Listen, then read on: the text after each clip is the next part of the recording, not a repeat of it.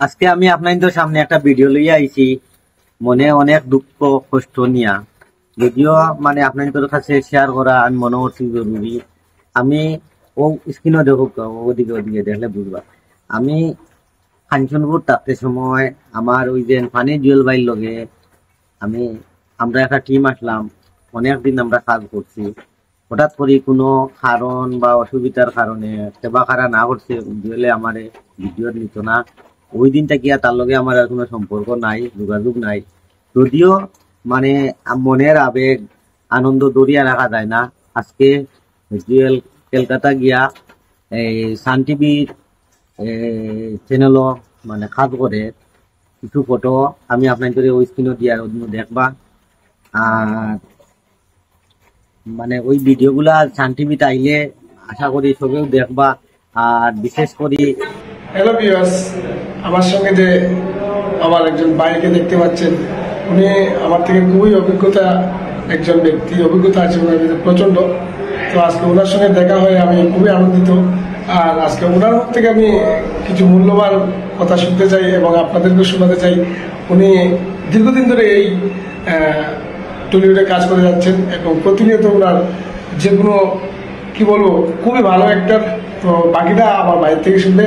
ভাই, আপনি বলুন কিছু।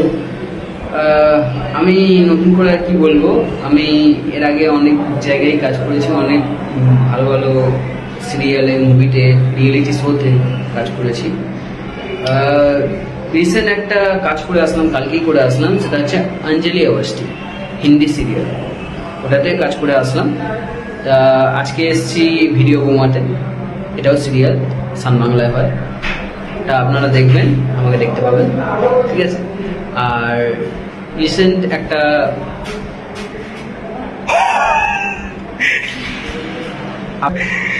আপনার সব হয়ে গেছি, আপনার দুজন ছয় গেছে। হ্যাঁ, সব হয়ে গেছি যে একটা আদিবাসী কথা দেখি না চলে আসবে।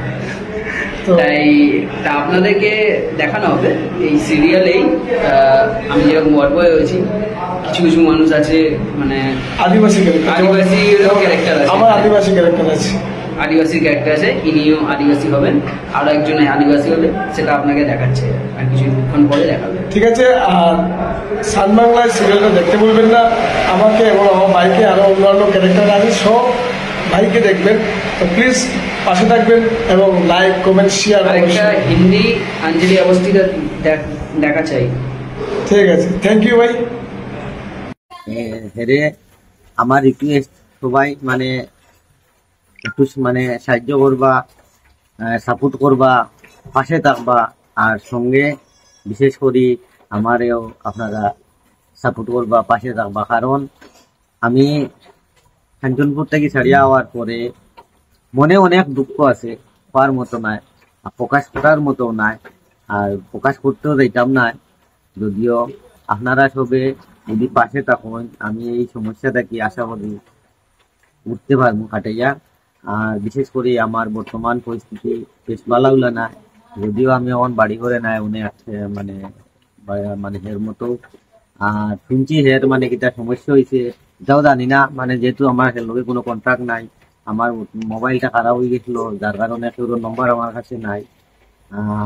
সবার কাছে আমার দূরাত পাশে থাকতা, সাপোর্ট করতা, আর কিছু নাই। আর কিছু আপনাদের কাছে আমি চাইছিও না। আর যদি ভুল টুটি তাকে ক্ষমা করবা।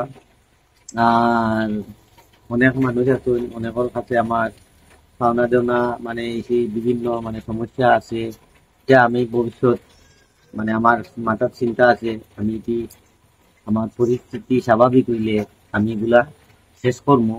আর সবার কাছে অনুরোধ, আমার ভিডিওটা বেশি বেশি করে শেয়ার করবা, পাশে থাকবা।